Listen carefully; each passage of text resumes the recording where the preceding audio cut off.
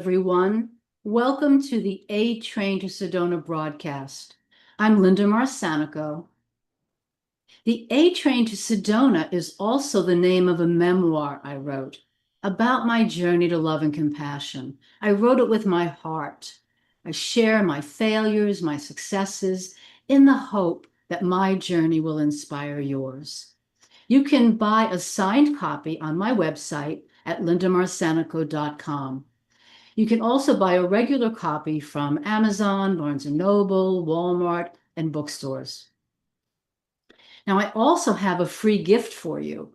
I call it the cheat sheet for high vibration living. 7 exercises designed to keep your energy in the present moment and vibrant.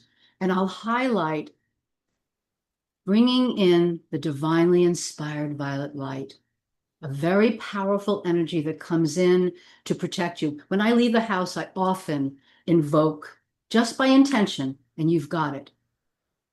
And you can download a free copy of the cheat sheet on my website at lindamarsanico.com.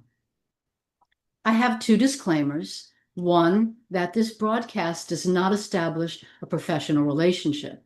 And 2, that the ideas expressed on talk radio do not necessarily represent the station. They are our opinions. Today, my guest is Hugh Massie. Hugh Massie is the executive chairman and founder of DNA Behavior International, the behavior and money insights company. By applying quantum leap thinking and AI-driven technologies, Hugh helps growth-minded leaders create an exponential future by building, quote, category king, end of quote, people-centric businesses, enhancing financial decision-making, culture, and performance. Hugh's purpose is to empower people worldwide to optimize the alignment of their natural hardwired talents and financial behaviors to make quantum leaps for creating an exponential future with reduced stress, thereby enabling greater happiness, more success, and improved health for 30 or more years.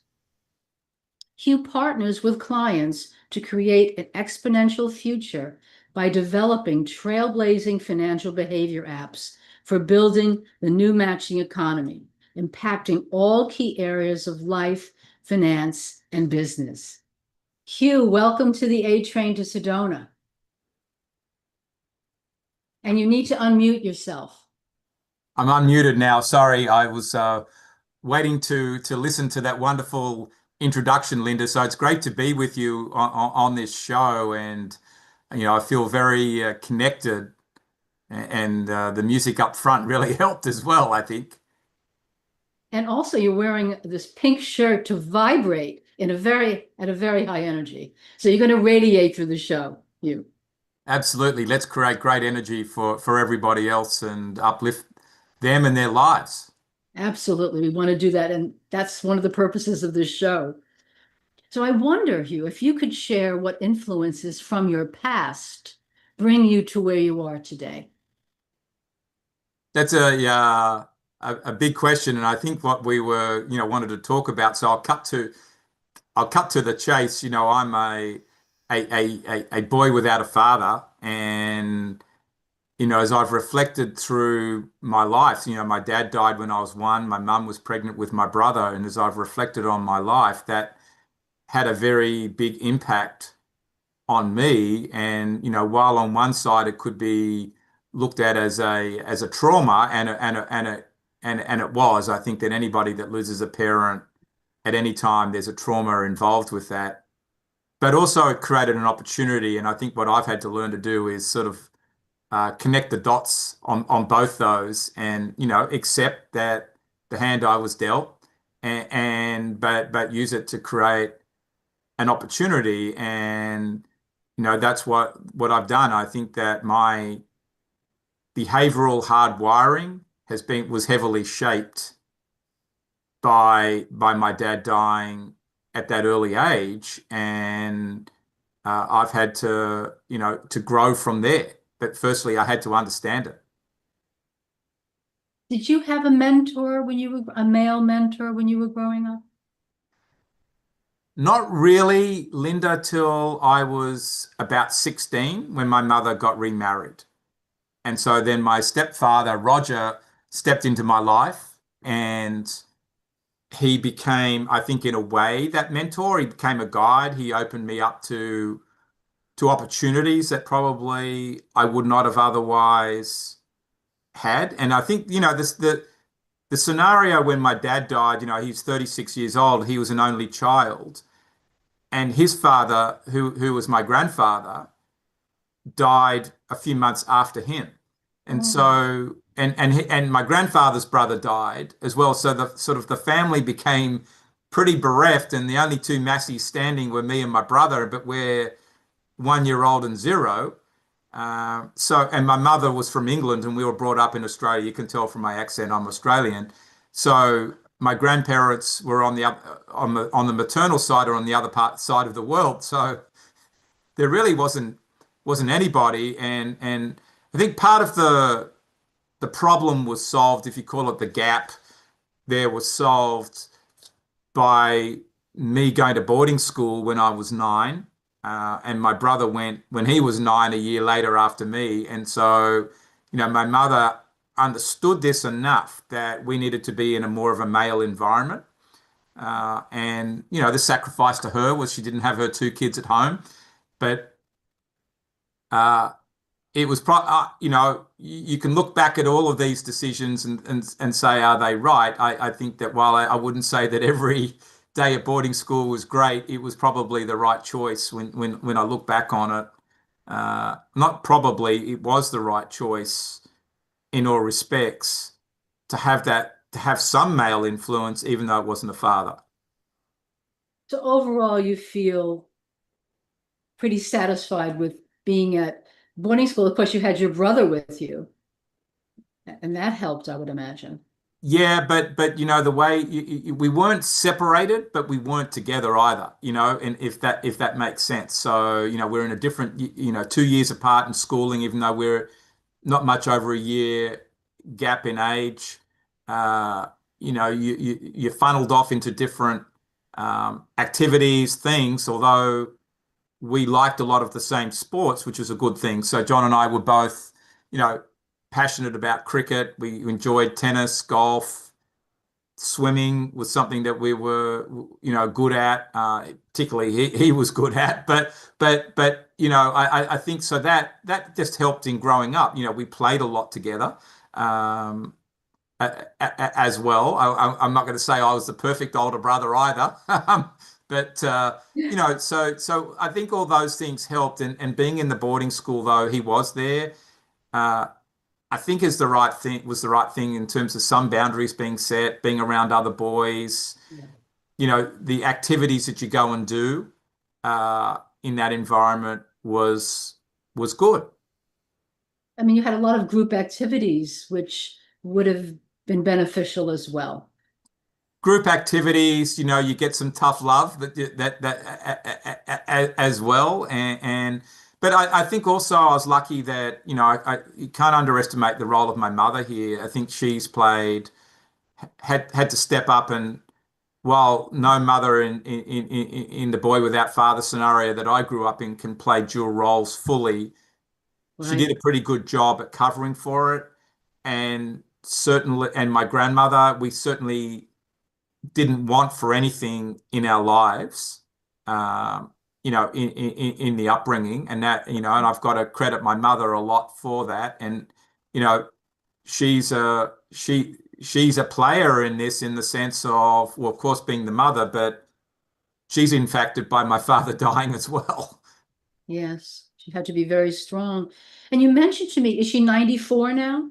She's 94. She's fully with it, out there making decisions and, following people up and working off her computer. And so she's fully active mentally. Of course, she's not running around doing hill sprints and on the golf course anymore, but, she's only just past that. So that's pretty good testament to her willpower and strength. And where does she live? So she lives in Sydney. Oh, but I imagine you visit because you travel the world, Hugh. So I visit a fair bit. I just was there or during July. I'll be back there later next week in Australia again. So, I do go and we talk every 2 weeks. The whole family has a conversation on Teams or Skype, Zoom, any of the media channels that we choose to use. So, communication's good, but it's of course not the same as I suppose having me around the corner in Sydney, where I used to live around the corner from Yes, from her, and my younger brother lives in Melbourne, which is like an hour's flight away. So, um, you know, she's somewhat isolated I from a see. family perspective. But hopefully she has some friends and people that she hangs with. There's no shortage of people to hang out. I mean, I have to book an appointment to see her. So, she's fully, um, she's fully occupied, which is good. Yes, it is. And how about you and your brother? Are you fairly close? We're fairly close at some levels. I think that at mutual respect, values levels, we're close interests, but we're also completely opposite as people. I'm a business person, entrepreneur, think about life and money from a completely different lens to my brother John, who's a pediatrician, who's highly accomplished in his own right. So I don't think we certainly don't see everything through the same lens. And I think there's no doubt as emerged through life, if I'm being really honest, uh, um, you know, brotherly brotherly issues come to surface, perhaps that, Sure. that maybe I was the rougher brother, and so, but we definitely, like next week when I'm in Sydney, he's coming up to see me. So, we saw each other in June. So it's not like it's not estrangement or anything like that. Mhm. Um, but we're not sitting there, having Sunday dinner every night, every week. I mean, Well, it sounds like a lovely relationship. Hugh, we need to take a yeah. commercial break, but when we come back, I'm going to ask you to talk about how you show love and compassion. So, listeners, we need to take the break. As I said, do come back and hear what Hugh has to say about love and compassion and how he demonstrates that.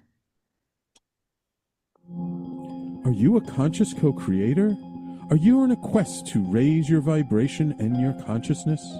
I'm Sam Leibowitz, your conscious consultant, and on my show, The Conscious Consultant Hour Awakening Humanity, we will touch upon all these topics and more. Listen live at our new time on Thursdays at 12 noon Eastern Time. That's The Conscious Consultant Hour Awakening Humanity, Thursdays 12 noon on talkradio.nyc.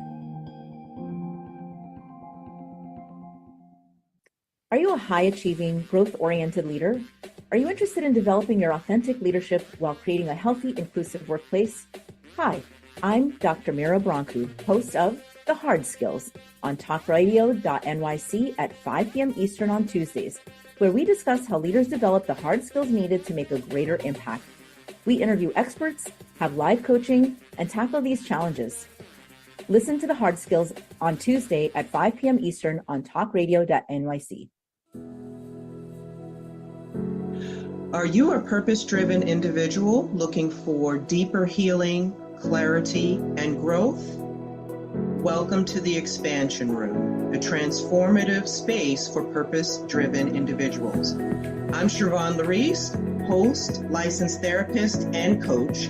Join me every Wednesday at 5 p.m. Eastern Time on talkradio.nyc.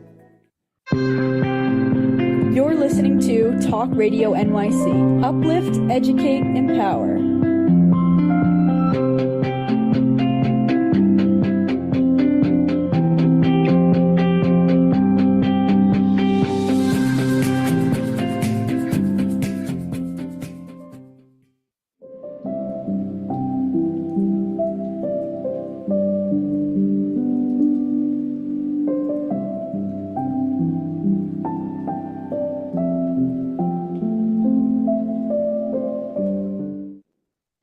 everyone. Welcome back to the A Train to Sedona broadcast. I'm Linda Marsanico with my guest, Hugh Massie. And Hugh, I'm going to ask you to mute yourself. I want to ask you how you show love and compassion. How do you demonstrate that as you move forward in your life? It's a big question, Linda, and it's really, really important.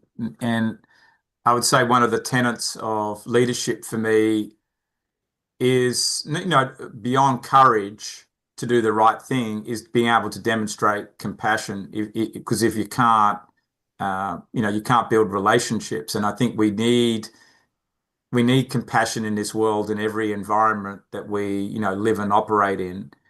And for me, I wasn't born with the natural traits of giving compassion, and it took a long time to, I think get past myself to understand what it was and to know my impact on other people. But as I've sort of got more connected to my values, compassion's important, but I've got to do it, sort of deliver it my way. So I do seek to understand another person's perspective.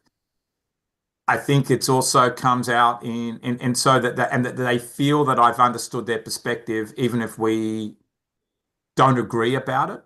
Mm-hmm. I think it's not taking a hard line with everything. I think if you're running a business, you can look at the numbers and profits and try to 100% maximize that. But somewhere there you've got to let some things go and give it a break and also just allow the people to flourish. And as I've learned, as you do that, the business does better. But Yes.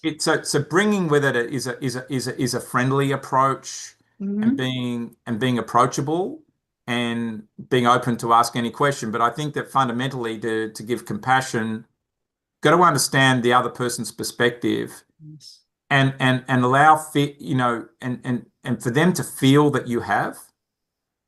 That's important. And for me, a lot of this because I'm more of a business person, it's then will come out and helping people solve what is really a major problem for them. That could almost be a trauma, and so, like, for example, I've helped a couple of friends out recently with litigation type things, but it's not sitting there in judgment. It's helping them understand why it happened, what their feelings are in it, and they feel that they've can express themselves. With employees or people on my team, partners, just understanding and making them feel I understand where they're at on their journey. I mean, you can only be where you are. I mean, of course, we all want to improve and do better, but I think that understanding where people are at on their journey and what the decisions Mm-hmm.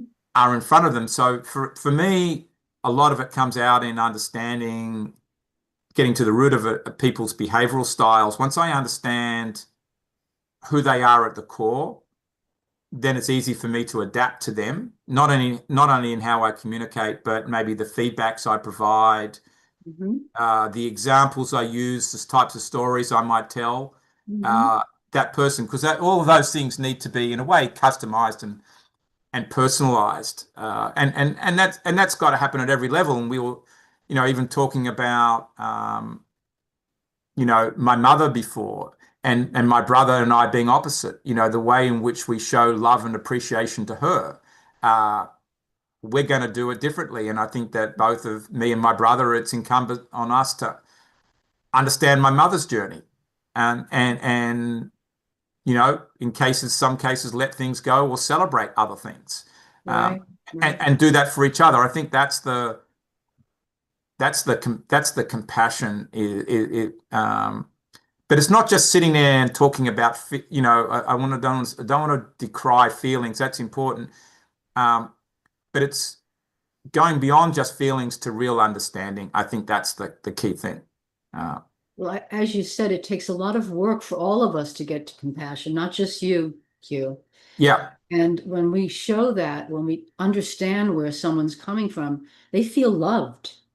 And right. of course, our employees are the most important part of our business because we depend upon them. We need to develop them. We need to understand them because the business does flourish.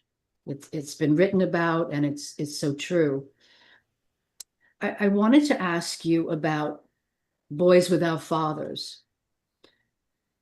Why is mentoring Boys Without Fathers so important to you? Well, I think it comes back to, the starting place of our conversation. It was very shaping on me, and when I found out the impact of it, if you want to call it the trauma, one, my mother wrote about it in her book that she's written about her life, her Globetrotter book.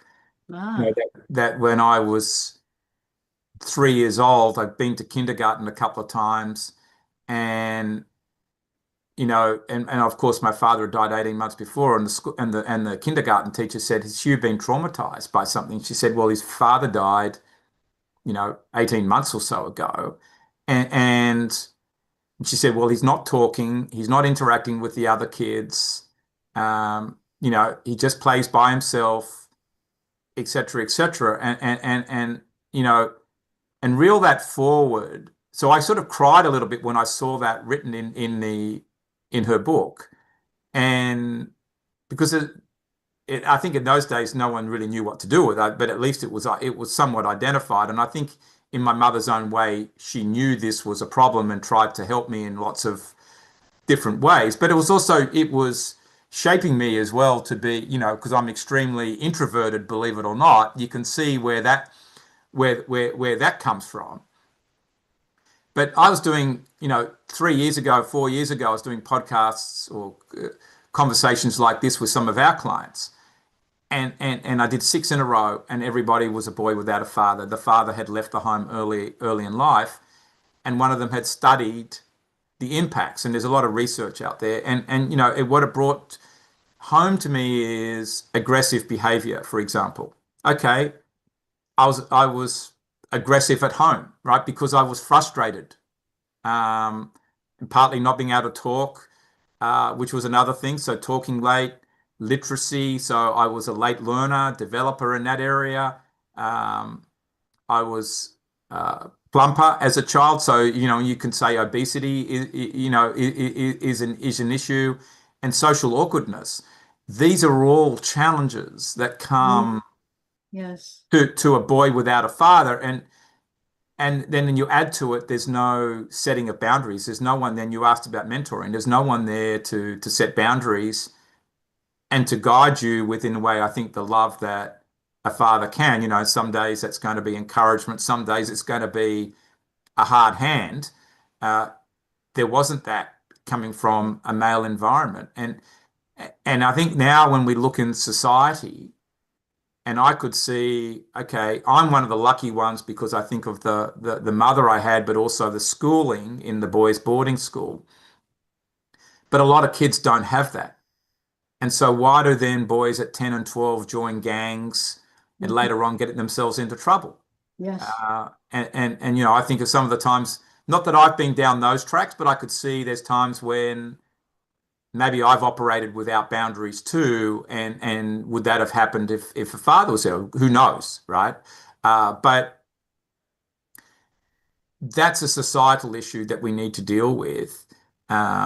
It's a family issue, and so I think this is a big cause in sort of helping people in the socio-economic mobility type sphere, empowering people to understand this and to one, to help the boys and give them direction, help them with character development, but also to see that there are other role models out there that were where they were and have been reasonably successful or accomplished in their life. Success isn't just about money, have gone and done something out there. Yes. And that they can too, and that they can build an identity for themselves, and that while not having a father is a challenge and that maybe a handicap, but you can make that an opportunity too.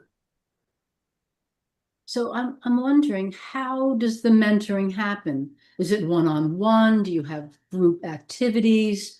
What does it look like? So it can happen in a range of settings, and I think it needs to happen in multiple settings. But so we do some of the work in groups. So, like for example, there are groups in prisons that are getting help from some of the people on the team, so that because I think learning in groups provides an experience to see what others are doing. It's an accountability. So that's helpful. Then there's one-on-one mentoring. So I've done some of that. I'm probably better in the one-on-one setting at sitting down with people over a period of time and just having, you know, more friendly, casual conversations, but also trying to inspire them, give them stories, point in the way to go.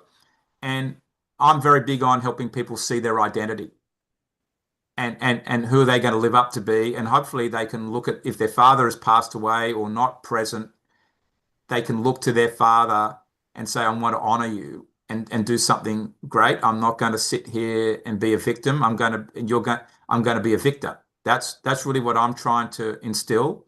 But not everybody will, if the father's gone. Hopefully they can forgive for whatever reason, even if, like for me, in a way, there's a forgiveness for my father going. If it's a divorce situation or it's some other reason, is to reconcile to it and forgive it to some degree so you can grow. I think that's the big thing that I work on. But other groups, and I know we're running up on time here, but other group settings, Keep going. I'm helping a foundation called Hope Performance Tennis. And what I discovered when I got behind it, because I loved tennis and I could see all these kids in Africa, that this was a way out for them, right? To learn a sport, get some character development, schooling, be around other kids doing something positive will help. But it didn't take me long to realize that the founder, Enoch Godey, was a boy without a father as well. And he was picked up out of a bus shelter when he was 10 years old. And, he'd been feeding himself in the streets basically since he could walk.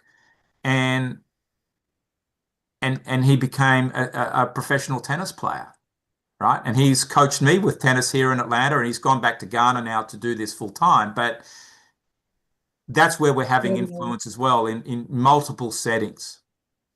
Is there any counseling given to the boys? Yes, there's counseling gets given as well if we can do it. So there's other environments where schools are being set up to do this as well, so the kids can go in there at 10 years old and get schooled all the way through till 18. I'm not doing that one personally, but one of our people in our community is doing that work that way. So we're doing it one-on-one, groups, collaborating, in lots of different ways. Sounds wonderful, Hugh. When we come, it's about that time to take a break. I want to ask you some questions about creating an abundant future. So listeners, come back. We're going to hear what Hugh has to say about abundance. We'll speak to you soon. On Frank About Health, we're not just talking healthcare. We're managing disruption and innovation. Over the last 4 years, I've taken you from epilepsy and COVID to mental health, caregiving, and now the front lines of healthcare transformation. Stay tuned for a healthier future as we bring on the innovators, professionals, storytellers, and advocates who show you how to own your healthcare every Thursday at 5 p.m. Eastern Time on talkradio.nyc.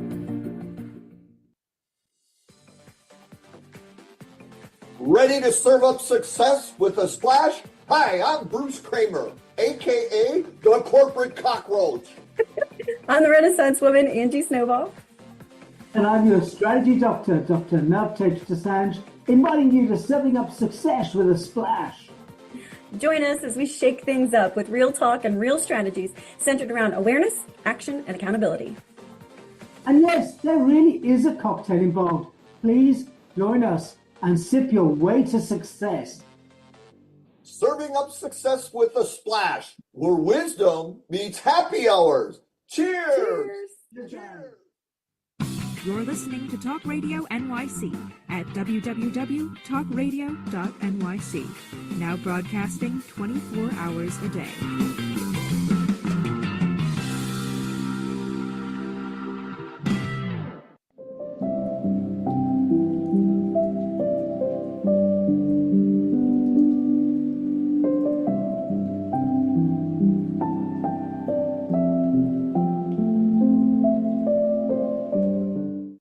Hello, everyone. Welcome back to the A Train to Sedona broadcast. I'm Linda Marsanico with my guest, Hugh Massie.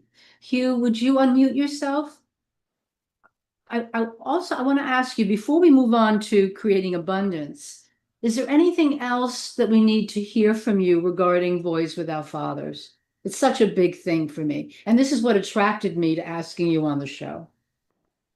I think the only thing I would say, just to wrap up on that, Linda, is that I don't want anyone to, well, I do want people in a way to ask, well, what about girls, right?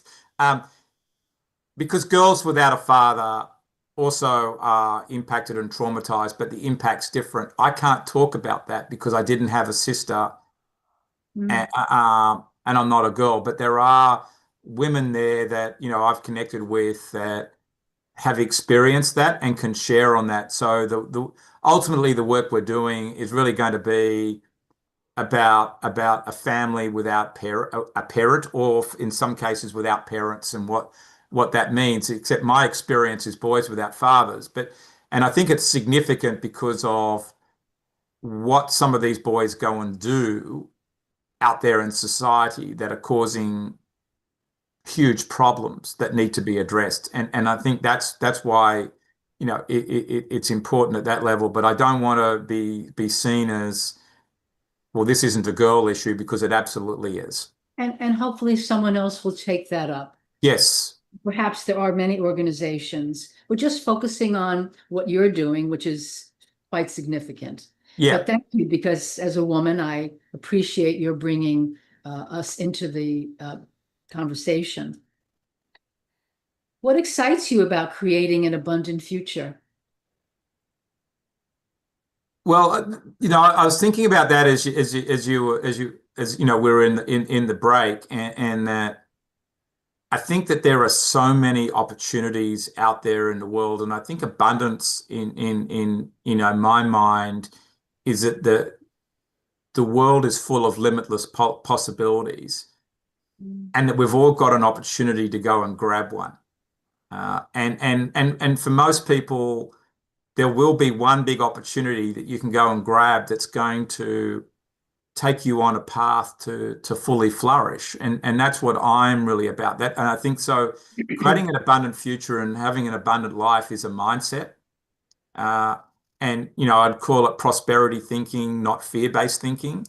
But there's more than enough. And I was talking about this with somebody else this morning that I was meeting, who's in a way in a competing business to mine, but we were talking collaboratively that, given we have the same belief as to why human behavior is important in wealth management, even though we've both got a system, we need to be able to talk about this collectively so that the tide rises for all of us, and that we can create more for all of us, because there's plenty of business out there for everybody. And I think that's the mindset. Abundance isn't, shouldn't be reduced to something that's transactional. To me, it's about creating opportunities. And what excites me about the future is, although a lot of people are scared about it, is technology. I think technology is our pathway to actually, if you want to call it, delivering abundance. It's going to take away jobs in areas, but it's going to open up a whole lot of other jobs. But for those that lose a job, if they have the right attitude, something else is going to show up for them. And I think as a society, we owe it to all to be able to create abundance for all, so that everybody can have more than what they've got today, be happier and healthier than than where they are today. And I think in America today we have a huge socioeconomic mobility issue. We've got extreme wealth at one end, and we've got a lot of people that are struggling. And how can we help them have an abundant future and have more? And so that's, I think it's something to be thought about, but technology is going to be a big player in enabling that to happen. And that's what I'm excited about is what technology can do for us if it's applied the right way. Well, you talk about abundance for all and helping others to achieve abundance. And really, that's a spiritual concept that we're all connected. And when I'm happier and more abundant, you're going to be happier and more abundant. The energy is there. And so I'm glad to have you make that point, Hugh. Absolutely. I think it's, for every person out there is to take stock and look at what can I do to flourish the most. And I think that's where a lot of my philosophical thinking, it is spiritual. We are all spiritual beings. We've got belief systems, whether it's in God or Jesus or something else. It doesn't matter. But I think that I come back to philosophically Aristotle's principles, and that it's about flourishing, and that's why I'm in the United States. I think that as much as I had a great life in Australia, in some ways I do through my friends and networks and opportunities there, but for me, America has been a place that I've been able to flourish. And even though there's a certain chaos, if you want to call it that, that's here now and coming, I think that might enable a lot more people to flourish if we have the right mindset to that and play properly in that in the new environment coming. Yes, I'm very hopeful that all of this will pass and we will be more cohesive and abundant, as you say. What is the key factor which holds people back in life and business? Well, it's themselves. I think that we are all in the way of ourselves, and it's a mindset, and I think that confidence is a big thing, and if you're confident, you've got a free mind and a belief in something that's bigger than you. You will take away any of the self-doubts and go and do that. And I think that's the difference, that confidence is and ultimate belief in yourself, trust in yourself is the difference between either being good and great or success and failure, however you define that. I think also on that point, a lot of people judge success by money, and that's really the worst thing you could do, because when you start comparing yourself to other people and what they've got, then you're going to fail. It's very negative. It's a very negative thing to do. It's very, very negative. And so that's the first problem. You've got to be comfortable enough in your own socks and your own identity. And we've all got a growth path in our lives. For some people, they maximize their growth at 18 years old or at that time, and other people it takes till they're 60, 65, 70. And suddenly they unlock and load. I was reading about a guy yesterday, he was 82, who started a new tech business. I mean, this age is sort of should not be completely relevant factor. I think we make too much on that. And we make too much about how much money someone has, and that's a problem. We don't know what's behind that story, and that's what I think is a cause of a lot of mental health issues too.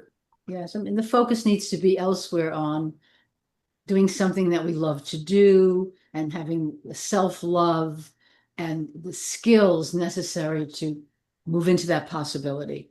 Right, absolutely, and that's Because at the end of the day, moving into that possibility, you've got to have, you used the words at the start, you've got to have the right energy and you've got to be ready to do that. And all of us take a different amount of time and work on ourselves to get there. Some people just step into something and it happens. Yeah. And then they hit the wall later on in some aspect of their life. And others of us need a lot of coaching and help up front, guidance, got to bang our head against the wall 50 times. But if you persevere, but you know that there's something bigger out there that you can do, it's going to happen. Yes. It's going to happen. A lot of good work.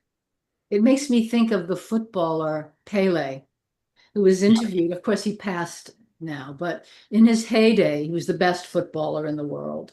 And he was interviewed, and someone said, "You probably don't even have to practice. You're so good." He said, "On the contrary, I practice every move until it's second nature to me." Absolutely. Practice, practice, practice. So.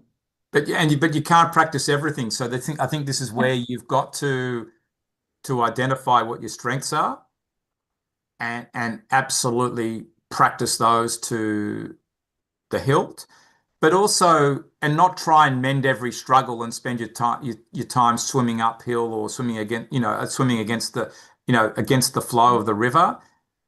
Is to know where's going downstream for me and do that the best. So there are different realizations that are needed at different times.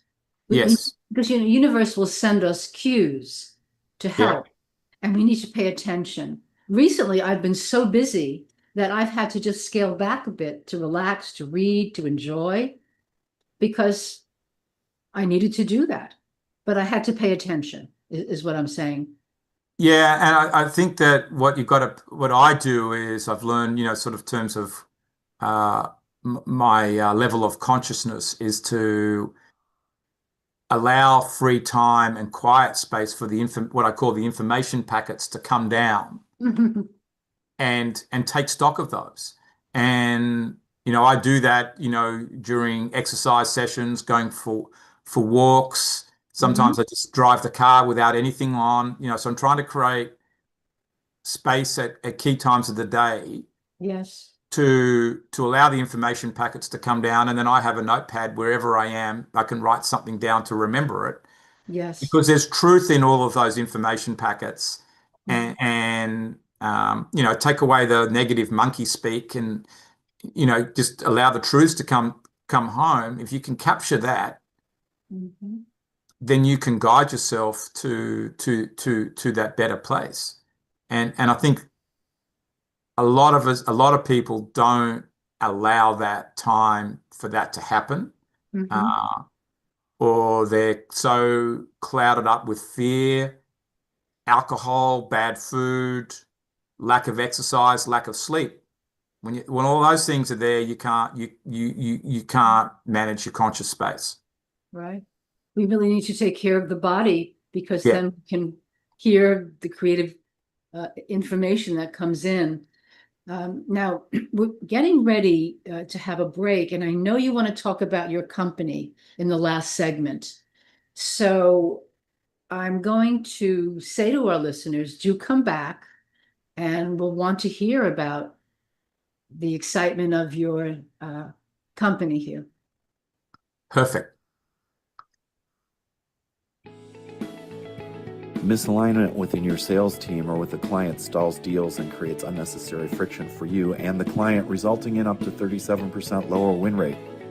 If you're in pre-sales, sales management, or sales enablement, and you'd like to increase revenues, win rate, margins, client satisfaction, and stay competitive, this show is for you. Hi, I'm Art Fromm, host of the Making Seamless Sales Show. Please join me live Thursdays at 7 p.m. Eastern on talkradio.nyc.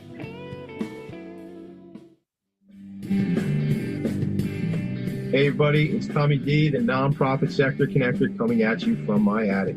Each week here on talkradio.nyc, I host the program Philanthropy in Focus. Nonprofits impact us each and every day, and it's my focus to help them amplify their message and tell their story. Listen each week at 10 a.m. Eastern Standard Time until 11 a.m. Eastern Standard Time, right here on talkradio.nyc. Hi, I'm Linda Marsanico. The A Train to Sedona is a memoir about my journey to love and compassion. It's also the name of my new broadcast on Wednesdays at 12 noon. When we are spiritual, we embrace possibilities and ideas, which strengthen our mind, body, spirit, health, and wisdom. On the A Train to Sedona broadcast, I plan to interview guests who embrace these expansive practices. Join us on Wednesdays at 12 noon on Talk Radio New York City. You're listening to Talk Radio NYC at www.talkradio.nyc. Now broadcasting 24 hours a day.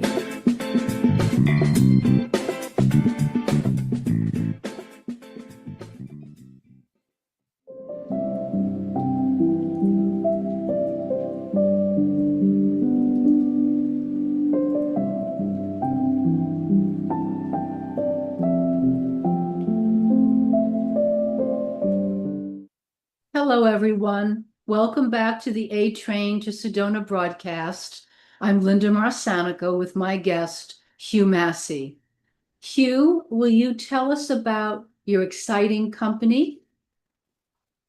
Yeah, thank you, Linda, and it's great to be able to talk more about DNA behavior, because I think that the business started from me getting connected to my life purpose, and that happened one day in 1999. I was having breakfast with a friend of mine, and she said, Hugh, you've seemed to have built a pretty successful wealth management business, and prior to that, I had been an accountant, with a good career at that, but I cut it short to become an entrepreneur.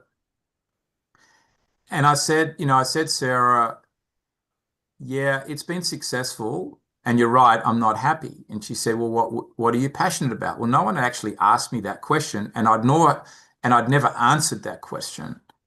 And I said, I want to help people all over the world become financially self-empowered.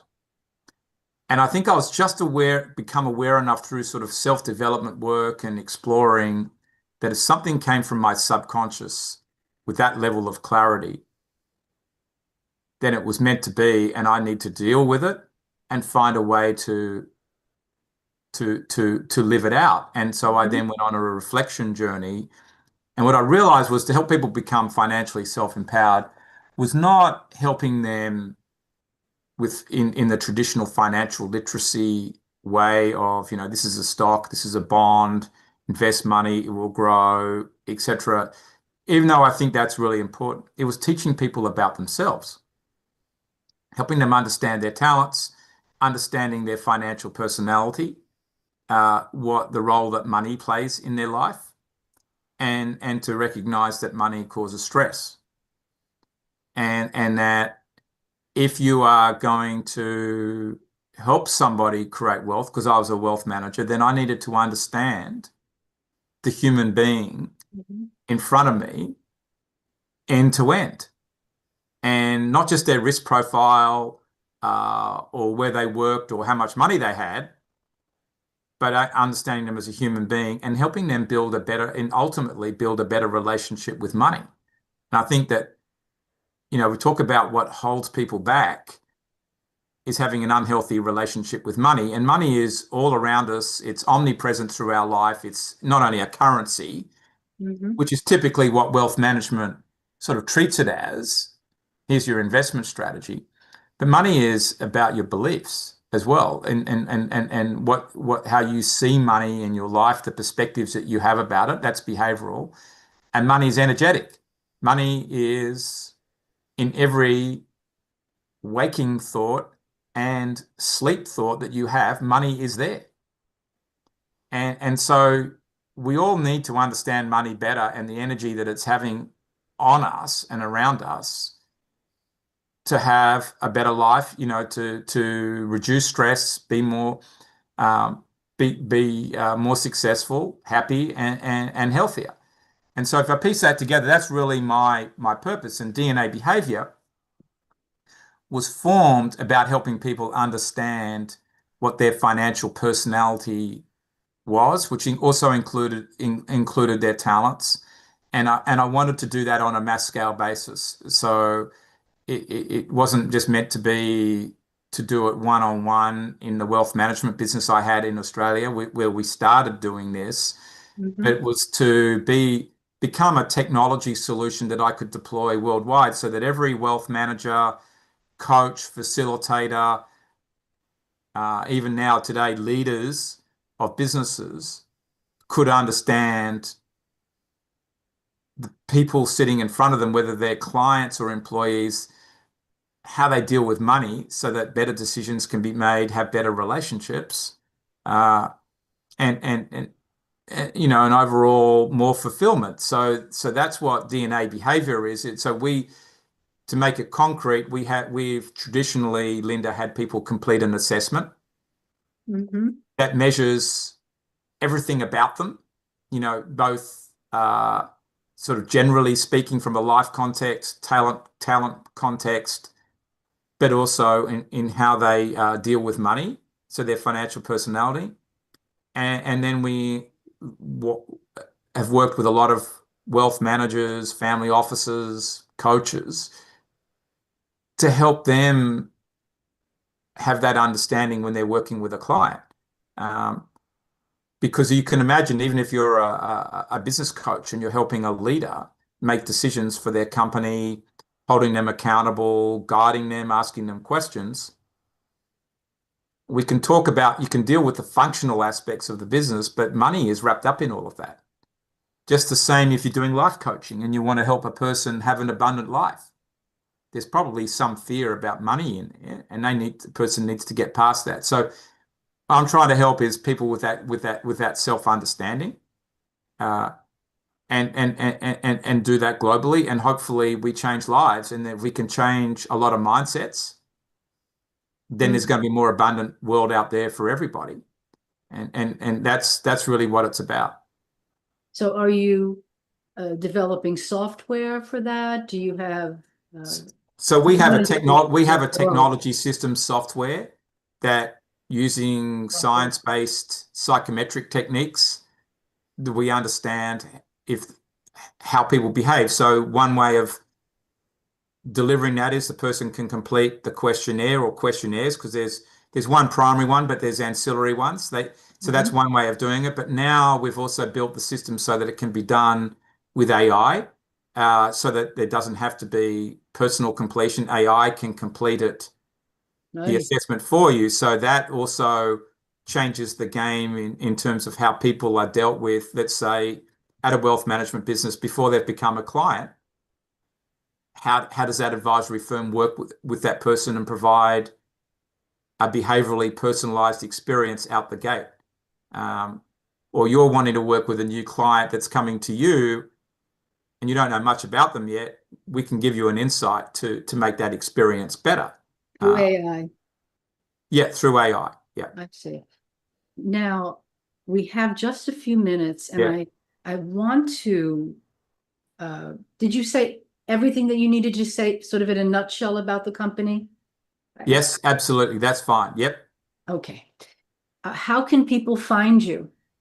So I'm there on LinkedIn, Hugh Massie. Just put in the name that you see on the screen, and you will see me come up there. I'm in Atlanta, and then you can go to our website at dnabehavior.com. There's plenty there as well about me, written work, videos, you name it. It's all there. And if you're interested in the Boys Without Fathers, there's the boyswithoutfathers.org website. You can go and learn more there. I've written a couple of books, so you can find those in Amazon as well if you want to do some reading. Your resume is outstanding. Next week, guests, we're going to have Scott Holmes, a transformational coach, who's going to join us. And I want to say thank you, Hugh, for being my guest today. It's a pleasure, Linda. I've really enjoyed it. Lovely, lovely. So, listeners, bye for now.